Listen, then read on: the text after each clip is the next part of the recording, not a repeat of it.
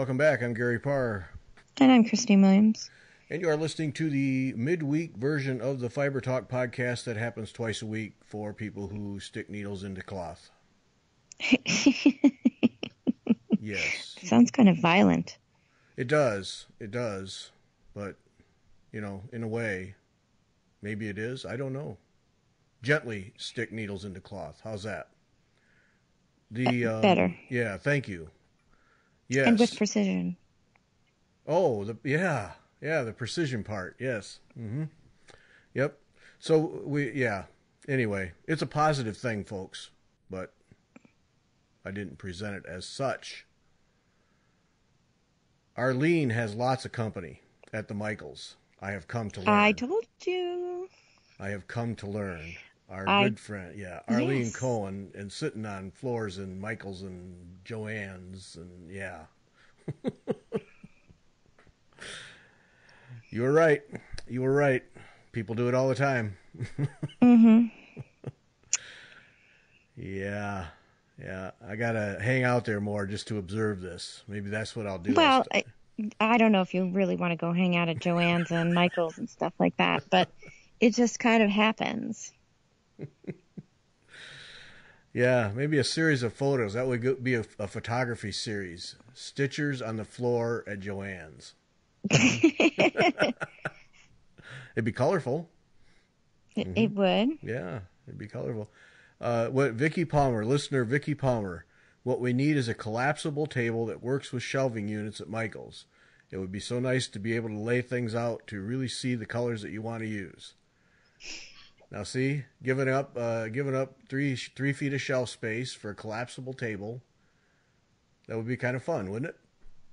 Yes, but you know what I was thinking when I read that, though, is that now we're into this whole realm of now we're all going to start going. So in Suffolk County, where I live, they've enacted a law that you can purchase plastic bags if you go to a store, but it's a nickel a piece. So it encourages people to bring reusable bags. So now when you go to the store, you're bringing something, right? You're always walking into the store carrying bags. So as long as you're doing that, it's only a tiny little bit of a step further to bring a folding chair, like a camping folding chair. Oh, yes, there. Okay. Do you see where I'm going with this, right? Yeah. And then it's only a tiny, tiny bit of a step further to bring a folding chair that's got like a little bit of a side table on it. Mm-hmm. And now you can really set yourself up and, be comfortable. Yeah. Just saying. Yeah, because that equipment exists for the tailgate people. Correct. That's exactly what I'm thinking. And then your carrying bag doubles as your shopping bag. Outstanding. Mm-hmm. Yep. Now we have a ring of people. We have a ring of people around the floss bins. All right. But it's not just floss bins, because I was in Joanns the other day and I was sadly looking for actual silk, which I have bought there before. And this time they had zero real silk, and I don't know why. But so I'm wandering through the sections, and if you were a quilter, and there were quite a few quilters there who were, kitting up quilts and pulling down bolts of fabric and putting them down and stuff. And for that, you really need kind of a visual thing. So how nice would it be to sit and have a chair where you could just kind of put them all in front of you and take a step back and sit down in a chair and look at them from a distance, mm-hmm. right? That'd be so much better. Well, we may be starting a thing here. Mm-hmm. Yeah. Right. So it's just like a camping chair that's got a little bit of extra space in the bag so you can put your purchases in it. Mm-hmm. Just saying. Self-contained. Yes. Mm-hmm. So, yeah, then we have women all over the country, all over the world. Joanns is probably just in the country here, with a stool table thing right in their car at all times. Yes. Because you never know. Right. And the stores will actually want to encourage this, because if you spend any time in the store, if you're wandering around and if if you're there for quite a while, especially if you're working on a project or projects, your back starts hurting because you're standing for a long time and you don't want to leave because you're really into what you're doing. How nice would it be to be able to just sit down exactly where you are? So if you're sitting down, then you're going to stay longer, and then you're going to purchase more. So then before you know it, Joanns is going to start branding their own chairs. Yep. Yeah, because that's retail 101. The longer you're in the store, the more you buy. Yep. Correct. Okay, oh, and now I'm visioning like at the airport with the luggage carts or at Aldi's with the shopping carts where we have a rack of table chair things and you put a quarter in and grab one. Yes. And then you get your quarter back when you put it back. Mm-hmm. Right, but instead of it being a shopping cart, it's more of like a shopping cart with a chair. Right. Mm-hmm. Chair table combination. See, okay, Joanns people, you're welcome. Mm-hmm. And Michael's, because, Michael's stuff generally, you don't need a whole shopping cart worth of stuff unless you're shopping for kids, in which case you do need a shopping cart and you want to get in and out as quickly as possible, because then Michael's is just torture. But if you're looking for other stuff where you really want to think about what it is, then you want a shopping cart chair. But the thing is, right now, the only shopping cart chairs they have are for chairs for, babies. So we want chairs for grown-ups. Yes. That's what we want. All right, Michael's. Except that they're called scooters, and they already invented those. And but I'm not really going for that. I'm going for self-propelled. Yes. Things that we can use that are not, solely for people that have mobility issues. We just want to be able to take something through the aisles and just be able to sit on it for a few moments and think. That's all. There it is. Michael's, Joanns, which one's going to go first? Yeah. I don't know. Mm-hmm. Are those the only two stores of that type left anymore? For here, yes. I think, people talk about Hobby Lobby all the time, but we don't have Hobby Lobby here. Yeah, we do here. Yeah, that's right. I forgot about them. Yes. So I don't know what they have. And really fabric, like we have one or two sort of one-off fabric shops. So if you really want fabric, you'll go, I won't go to fabric like Joanns now. And I was just there, so I can, actually speak with some authority. It has become, the place you go when you want fabric for a costume. So if you want fake fur and feathers and sequins and, things that would be great on a stage or on a cosplay costume, that's an awesome place to go. But if you want garment fabric, you are pretty much out of luck. Or if you want quilting fabric, it's pretty good for that. For basic quilting fabric. For very high-end quilting fabric, probably not so good. So for me, for garment fabric, if I wanted garment fabric, I would go into the city and I would go into the garment district. And if I wanted upholstery fabric, I would go into a specialty shop that sells to upholsterers. Mm-hmm. Yeah. It just seems like the options are fairly limited anymore. There are, because there aren't enough people that do just work a day sewing any longer. Yeah. Like how many people make a pair of pants? Right. Yeah. Very few. Right. So there's really no market for that, but there's tons of market for people making princess costumes and things like that. So they sell for that, or Halloween costumes or things of that nature. So it depends on what you want. You can get the basics there. They have muslins, they have nice twills, you can get, some upholstery fabrics if you wanted to make a chair cushion or something like that. The basics are there, but like I know if I'm working on upholstering a chair, I will go to another shop that I happen to know that more specializes in decorator fabrics, because they'll have a much wider array of fabrics dedicated to that. So you'll have a greater selection of things that are more specific to that. Okay. Like the upholsterers, the upholsterers aren't going to Joanns, put it that way. The people that are fixing your 1950s mid-century modern chair are not going to Joanns to upholster it. So it depends. You have to kind of look around, and usually like where I live, it's kind of hole in the wall places. Although, they're not tiny, they're big, but you wouldn't know them necessarily if you didn't know to look for them. Yeah. Yeah. Well, you have a special situation there with the city. There's a huge Right. district for that. Yeah. Correct. Exactly. And if I really want something, if I'm looking, like when I was sewing my sister's prom dress a long time ago, and that was done out of, it was done, she had me do this, it was kind of like a copy, almost a direct copy of a Donna Karan runway dress that was, it was a Georgette dress, and it was all this piecework. And so we went into the city and bought the fabric there because it was just the only way to find exactly what we wanted. Right. Yeah. So, and yeah, there you can find anything, because literally you can walk down the street and there'll be 3 stores next to each other and all they sell is buttons. Yeah. I mean that. Like, No, that's I it. know. That's Yeah. all they are. Those are the button stores. They don't sell anything other than buttons. So if you need to go get buttons, you go to the button store. And you will find any kind of button you can possibly imagine. I know one time I was in New York, and I was walking somewhere and walked by a couple of those fabric shops. Yes. And it just curiosity, nothing more than that. Just stepped inside. It was scary. Floor to ceiling, wall to wall. Like, how do you even keep track of all this stuff? And I don't even think they do. Yes. No, it's wonderful. So so that's really fun to do, is to go there. It's fun to go if you're not looking for something, but it's fun to go if you are looking for something. And you can usually ask someone and say you're making this, or you're looking for a particular, burnt velvet or something in a particular color, and they'll usually direct you. They know what they have.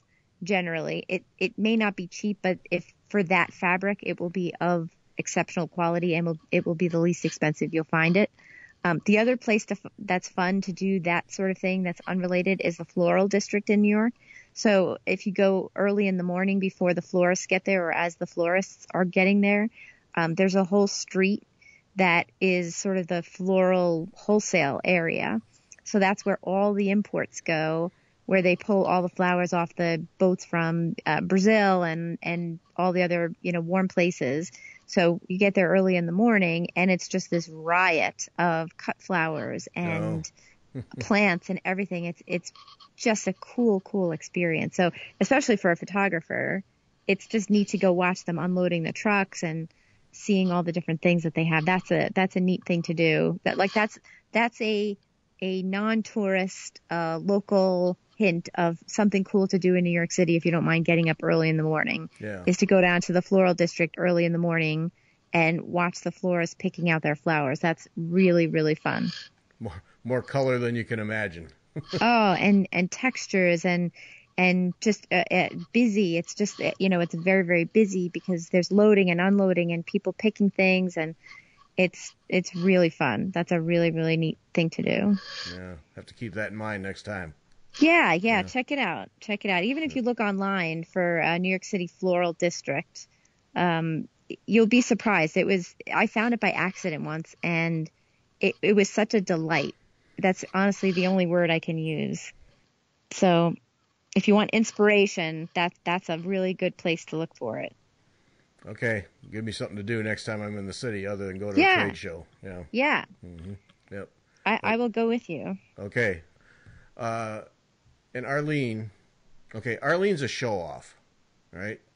I'm just going to say Arlene's a show-off, because she went to Joanns with coupons, because we talked last week about how horrific I am at the Joanns couponing thing. Yes. And I will say, and there was a discussion with Arlene during the week, and I will say in my defense, part of it is I'm just a terrible shopper. I have no patience, no tolerance for shopping. Mm-hmm. And it's get me in a store and get me out. Other than a needlework store, I'll hang around and look at stuff all day long. But shopping in general, and that includes Joanns, is just in and out. I want the stuff, I'm out. So when I bought my scissors and then I didn't get the deal I wanted, a smart shopper would have said, no, I'm putting these back. I'm going to wait. But for me, it was, I was out of patience already, and it was just give them to me and get me out of here. So I will say that in my defense. But I'm still a horrible Joanns couponer. Arlene goes in with her coupons at the right time, works the system, and gets a pair of Singer sewing scissors, Singer shears, whatever, for what, $8.80. Yeah. Because she knows how to work it. That's the way to do it. Yep. Yeah, and actually they're pretty good. Like the woman that I was shopping with, a cashier, pointed out to me, she's like, you can use more than one coupon. You can stack them on top of each other. I said, oh, okay then. So then, and you can just pull them up on your phone. So then you can just stack coupon on top of coupon, and then it's pretty great. Yeah. So if you know that you want something that's a little on the pricey side and it's more than you want to spend, it's worth waiting for the day that Joann has just the right coupon to do. And because then you can get something that you really like, and you don't feel like you've overspent on it. Yes. Well, I'm sure compared to her $8.80 scissors, I way overspent for my scissors, but it got me out of the store. So yeah. But yeah, I got to either get better at it or just not go. But Arlene's still a show off, so well, yeah. I see. Now I look at it as an inspiration and a challenge. Okay, silver lining. Okay, it's a little bit of a different, it's just a different way to look at it. That's all. All right. Yeah. Okay, but still, Arlene does some great designs. Watch her videos. Works by ABC on Etsy. Get her stuff. Very cool stuff. But she's still a show off. So yeah. Nashville market coming up. Yes. Very excited about this. And getting more so as more people post what they're introducing at the show. I go to a lot of trade shows. Like I've been to 4 trade shows in the last 6 weeks. I'm trade showed out. But I usually don't get excited. This is getting exciting. We're going to see. There's a lot of people introducing a lot of designs. It's going to be fun. Yeah. Yeah, and I'm really getting excited about doing videos and sharing them and talking about them and talking to these people and sharing it. I think it's going to be a blast. Yeah. Yeah, lots of it. This thing is, it's in an Embassy Suites. I'm starting to think maybe there aren't any rooms that aren't designers or people buying. So no, and it's been booked out for quite some time. So there's going to be a ton of people there. Yep, and I sent you a list somewhere. I have it. I'm an enabler. Yes, I have it. I know. I'm going through it right now as we speak. The Nashville sneak peeks. Yep. Of all the different things that you're gonna. That wasn't really a nice thing to do. Like you're posing this like this was a nice thing to do, sending me this list of all the things and the photos of the things that people are releasing. That wasn't really a nice thing to do. It was my evil twin. It is because now I'm looking at them and saying, oh, I would love to stitch that. That's beautiful. There's some of the old samplers that are really interesting. The little tiny boxes are cool from Cherished Stitches. Those I can't wait to see in person. Aside from the samplers, there's a few. There's one from Dee Designs that's just a beautiful geometric that just has some colors that I really like. And it's simple. It's not something overly complicated, but it's just this beautiful geometric piece. Oh my goodness, there's a peacock piece that I'm just drooling over. And that one, we don't even know what the piece is yet because she's just posted inspiration or sort of hints about what the piece is. And I suspect that one I'm going to have to find immediately because, yeah. Yeah. Where was that? Where is that link at? What website? Okay, so the link is www.stitchesnthings. Oh, yes. Stitches, the letter N, things.com/Nashville Sneak Peeks. Yes, that's right. Stitches and Things. Yeah, she was collecting all of those, and I tripped over that. Yes. Mm-hmm. Yeah, my evil twin emerged, and I said, Christine, here, make a list. Buy stuff. Yep. Yes, And that's you the know, one. and there have been several stores promoting that they're taking orders. So you know, your local needlework store, favorite store, but they're all the ones who are going are gearing up to be able to ship buy there and then ship as soon as they get back to you. So if you or have them in the store. And like I said, Monica at Welcome Stitchery, she always has an event the weekend after the show at the store, so you can see all the new things that she bought. And go in. She has a sale, and it's a whole thing. So you can go in and check out the new things that she thought was interesting, in addition to the ones that she bought for customers because they were pre-ordered. But that's the way to do it. Is go like that Stitches and Things site. I'll put a link for the thing. But that's the way to do it, is to seek out a list like that and say, I want this and this and this, and then just call your local store, say, hey, buy these for me. And then when they come back, then they have them right in hand, and you have the hottest thing. You can't get in. I don't think you can get any of this stuff before the show. So you're getting it the Monday or Tuesday after your store owner returns. You're able to get it. You can't get any fresher than that. So Yes. Definitely. And oh my goodness. Okay, so the Hands Across the Sea ones that are coming out. Yeah. What I like about these two is that particularly two of them are so very different than other ones that they've released before.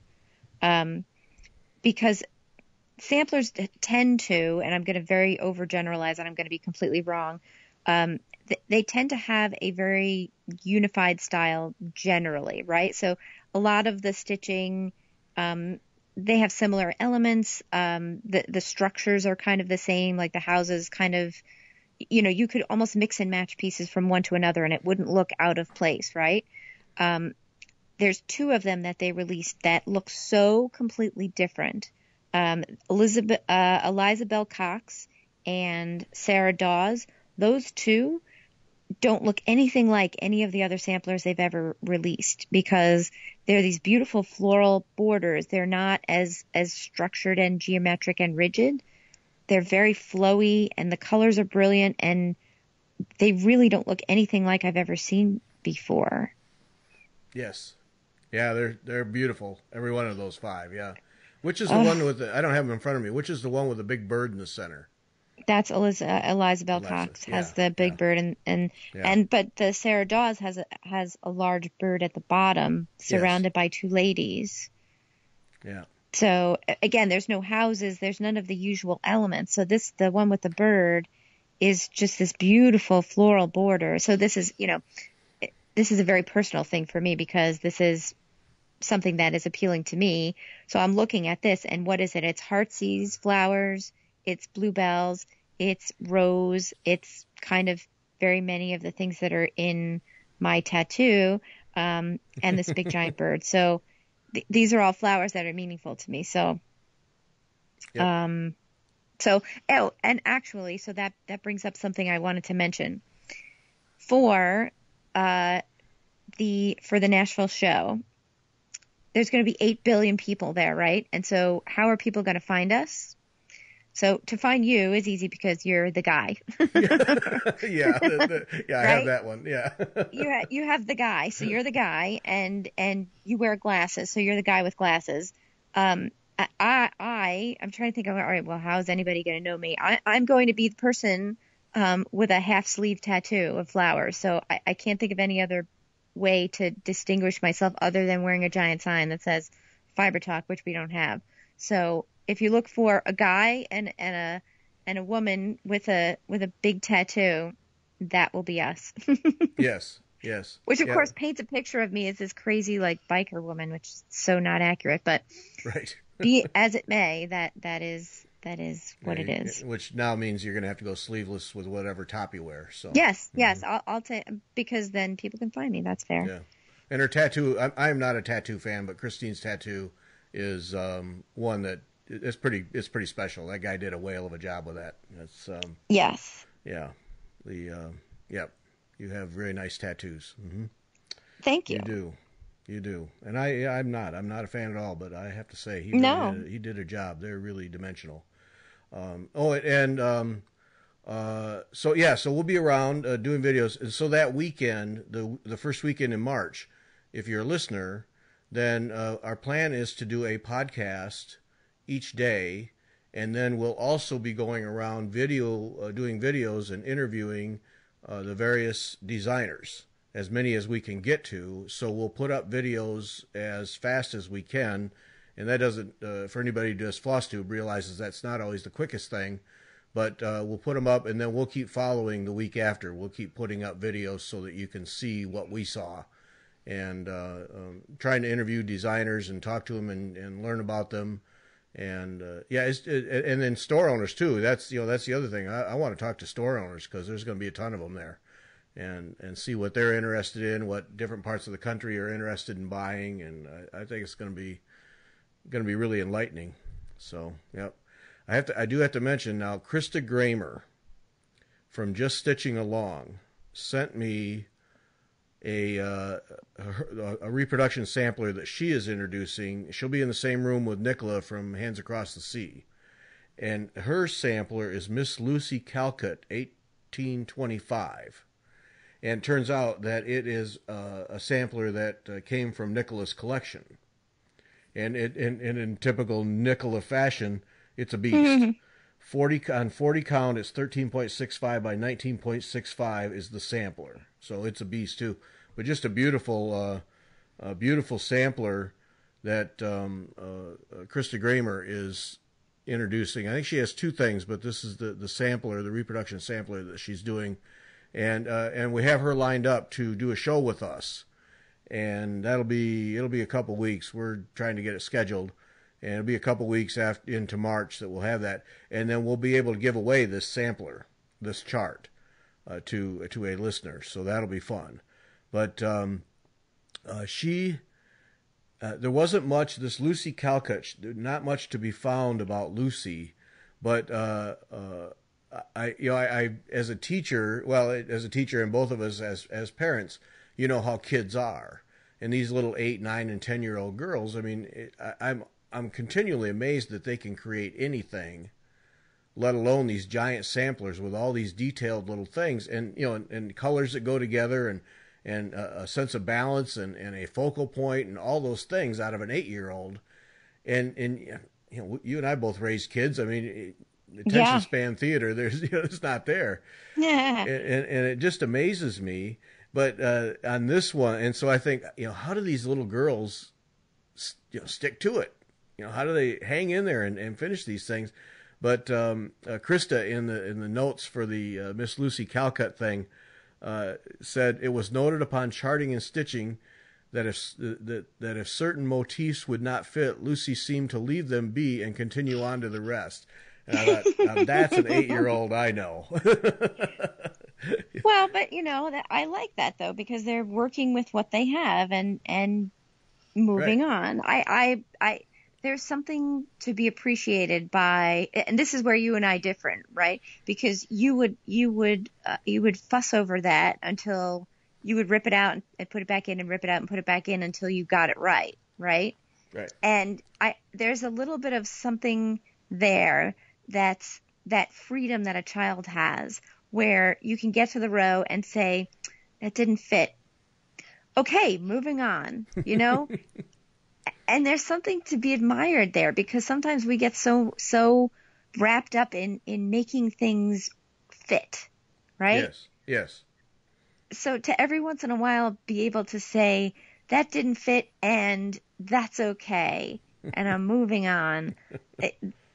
I think sometimes having a little bit of that as a personality trait is something to aspire to.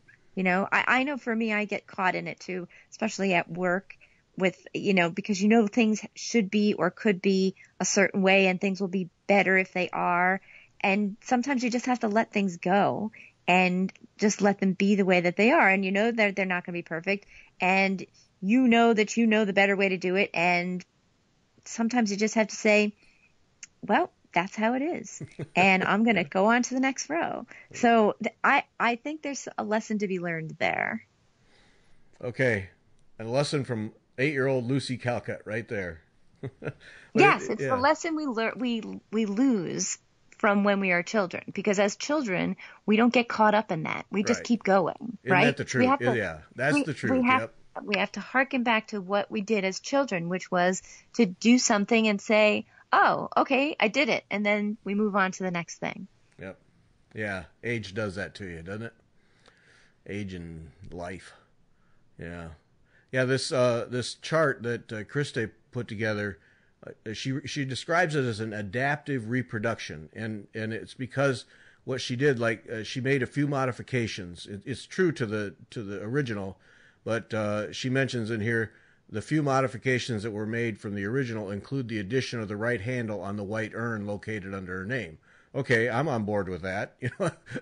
A one-handled urn, yeah. So she put that in. Addition of branches and flowers on the motif directly under the white urn. So she finished off some of the things that obviously should have been that Lucy decided to go out and play. So, and she has. And I think that's fine. Yeah, I don't have a problem with that. And this urn, this is one of the things that struck me when I looked at this chart. Is this one urn with a flower and reds and whites and then Christy used it as an inset on the description page, and it reminded me that something that I want to try and do is pull off some of these motifs out of these samplers and just stitch them on their own, just to do a little one-off thing, because you could do just like little gift tags or something with just one piece from one of these samplers, and it really gives them a considerable life after stitching the entire sampler. Okay, I did that. I really enjoyed stitching this particular little motif, so let me pull it off and just do it by itself on a piece of linen, and you could use it, for a greeting card or any number of things. But the one she pulled off, this little urn, is just a pretty little thing. So, and of course, yeah. Yeah. And I think you get to enjoy it differently then too, because the sampler will end up being on a wall somewhere, but this is something you could use as as part of a carry piece, as a scissor case, as an ornament. It's a way to carry the sampler with you in different parts of your life. Right. Yep. So that's just one more stitches and things. I'll put the link up and then enable you, as I did Christine, to to make a list, a long Thank list. you. Thank you. A long list. Keep your credit card at home. So I wanted to ask you, you posted on, I think it was our Instagram page, some strawberries that you were stitching. You said it was an adaptation from something Mary Corbett did. That's Corbett with one T.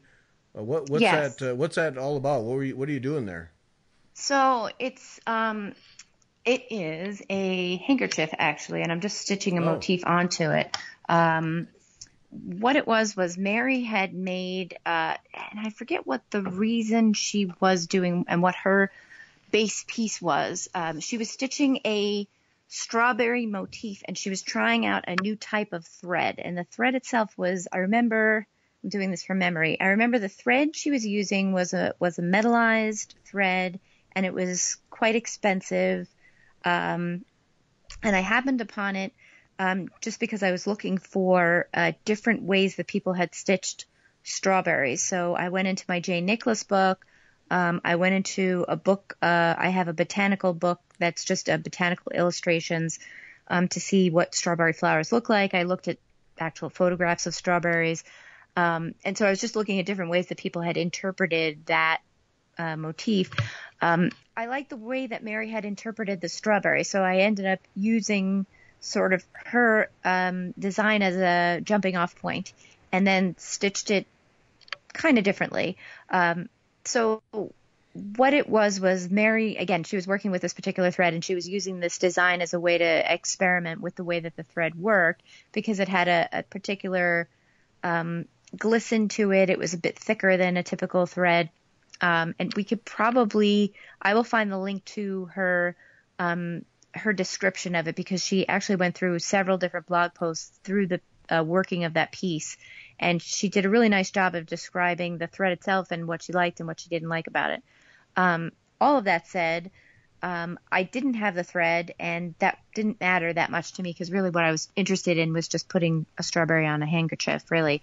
So what I did was I took that design as a starting place, and I liked the way that she had done the strawberry to get the texture, because the strawberry has the little seeds on the outside of it.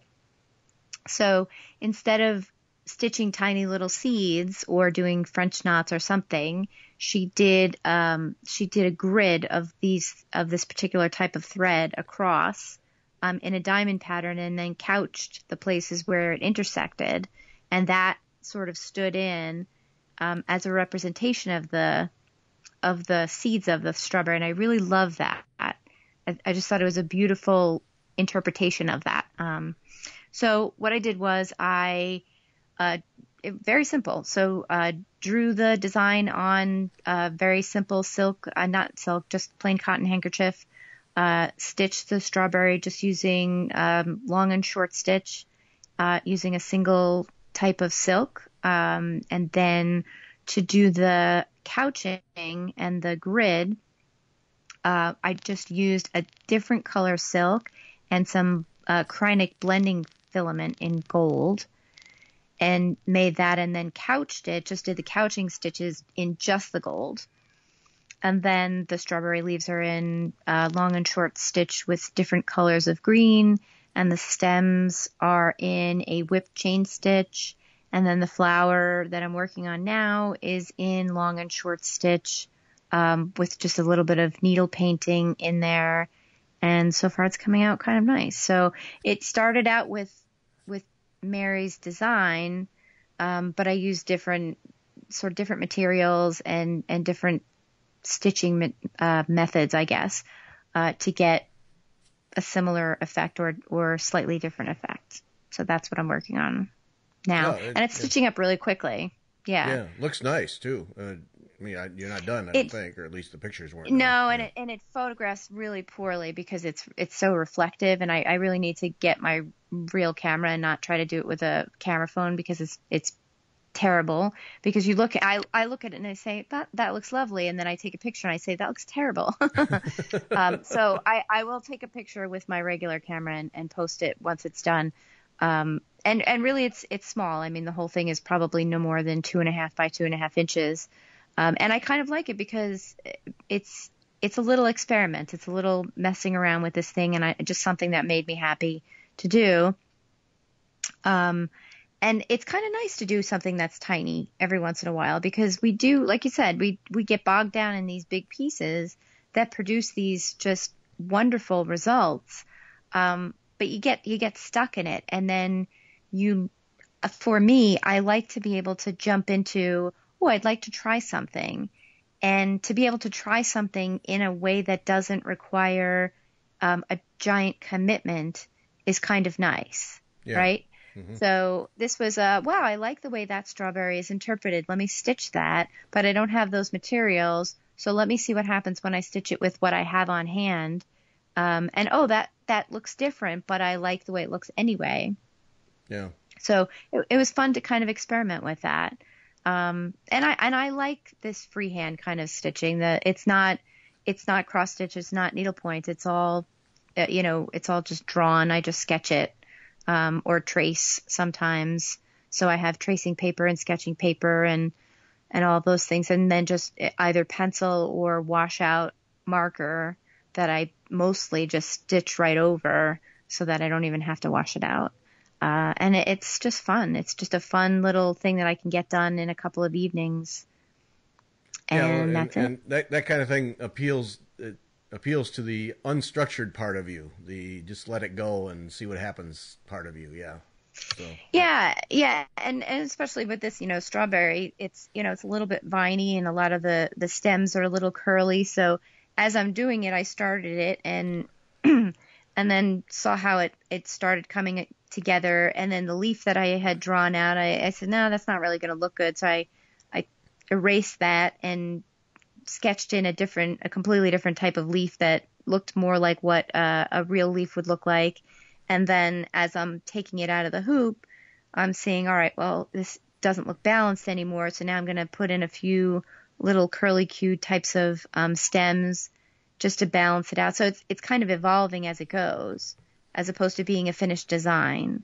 Well, and that's fun too. There's some fun there. Yeah, just adjust on the go on the fly. Yeah, it is kind of adjust on the go, and it's not out of a. That wasn't a calculated thing. That's just that doesn't look nice.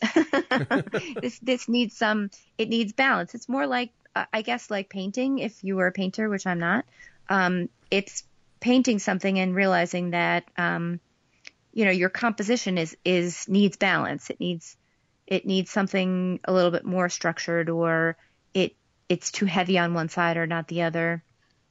So I'm just kind of going along and letting it sort of evolve into what it wants to be. That's fun. So that's that. Yeah. Plus a small thing you can take anywhere with you and just monkey with. Yeah. Yes, and it really is. I mean, I have the whole handkerchief tucked into a 2-inch by 1-inch plastic Ziploc bag, and the only thing that's out is a 3-inch embroidery hoop, and so the rest of it I just have in this bag so it stays clean. So the whole thing can fit into a sandwich bag. Yeah. So it's the greatest portable project ever. Nice. Well, it looks good. It really looks good. Yeah. Yay. Yeah, it's fun. Yay. Yep. Oh, I was going to ask, the blue, what are you using, the blue that you used to trace the design on? What, is that washout marker? Yeah, it is. It is. And it's not anything fancy. I think it's just whatever the stock, I think I bought it on Amazon, but it was just whatever stock dressmaker's washout. And I was a little bit nervous about it. And I just grabbed a little bit of water on a paper towel and put it on it, and it completely disappeared. Oh. So in some areas, if you leave it too long, you might have to go back once or twice to take it out. And I suspect if it was really, really tough to get out, you might want to use a tiny bit of rubbing alcohol in the water to get it to come out, or just sop it up, just use water and then put a paper towel on it to wick away what it is. But most of the time when I use any of those things, I try to, what's the right word? I draw within the area I will stitch as opposed to on the area I will stitch, so that I will cover everything that I've drawn on. Oh, okay. Yeah, generally. So I like to, I don't stitch on the line. I stitch over the line because then I don't have to worry about it at all. Yeah. Yeah. Okay. I was just curious what but you that used said, there. that said, it came out pretty quickly. But what I will often do with that is I'll stitch what I need to do. I'll stitch the outline and then get the ink line out as quickly as possible. Because the longer it's in there, the harder it's going to be to get out of the fabric. Okay, so once you're done with the piece, then it'll immediately get washed to get it out. Even though it's covered. For me, no. I mean, if it's covered, I won't worry about it. If I can't see it, then it doesn't exist, right? So right. I don't really worry about it.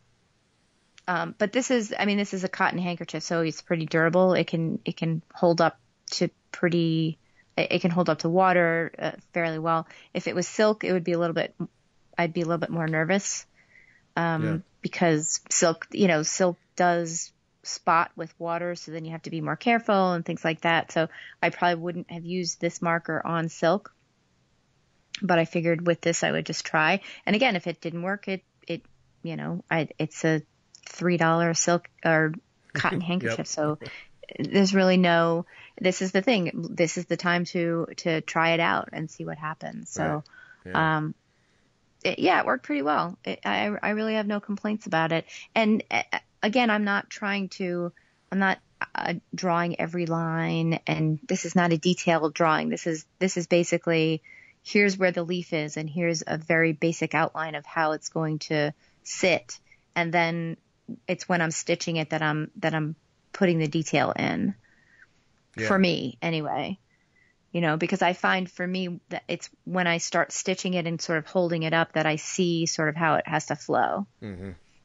Yeah, so you don't need the markings on the cotton to see that. You're right over it anyway, so you can't.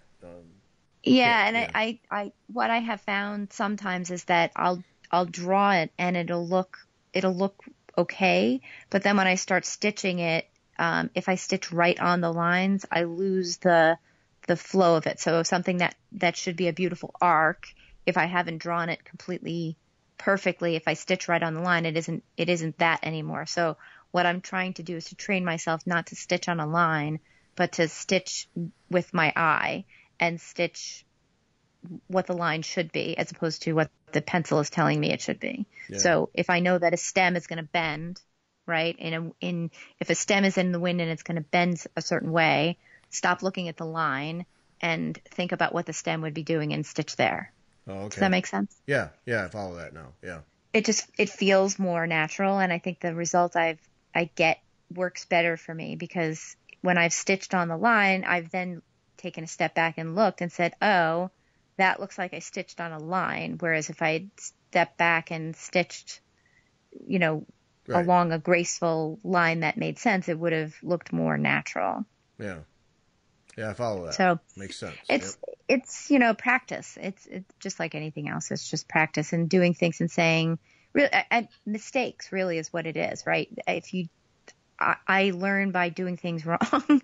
So you do something and you say, oh, that doesn't look right, and that's why. So for me, getting too bound up in what the lines are telling me to do doesn't work as well as giving myself a good general idea of what it is and like the placement of what I want, and then looking at pictures of what the thing is supposed to look like and then trying to interpret it that way. Yeah. Right now, that's working better for me. So basically, you put down the rough framework, and then when you're done, that framework may have never been stitched over because you followed a more natural line, and then you just wash that out. Yeah, or just the the basics of like, this is where the flower is, so it'll get like a if it's a 5-pointed flower, it'll have a circle and sort of 5 lines, and at least that way I get the symmetry correct. Yeah. But the way that the petals will lay out will be sort of an organic thing of how they end up going. But at least this way I know that I won't have one petal being like really tiny and one gigantic if that's never how a flower turns out, right? Sometimes that's how flowers are. But if this one, like in a strawberry, they're always pretty much the same size. So this one I drew a circle, and I drew 5 lines to make sure that they came out, evenly spaced. And then the rest of it I just kind of did by eye, looking at a photo. Yeah. So. Okay. I learned something. Thank you. Mm-hmm. Well, we'll see. I mean, and maybe it'll work and maybe it won't. And if it doesn't work, I'll figure out what worked and what didn't. And then the next time I do it, it'll be different. Yeah, and like you said, it's a $3 handkerchief. Yeah, exactly. and not very much thread, so it's not like you're out hundreds of dollars. Yeah, thread from Stash, and what did I have to buy? Some filament from some Kreinik filament. That was it. That was my total expenditure. Yep. So and that's that in itself is some freedom, that you can do whatever you want because you don't have an investment, and right. Yeah. Play and learn. Yes. Yeah. Yeah, exactly. All right. That's it. Sunday, Brittany Church, Ingleside Imaginarium. Now, Brittany, we had a great conversation with her. Brittany is one of that group of people that I have such admiration for. Actor, singer, and dancer. Though she says she's not a dancer. What'd she say she is? A mover. A mover. That's what it was. Yeah, she's a mover. She's not a dancer. I have a feeling if I got on the same stage with her, she would be a dancer and I would be a mover. Mm-hmm.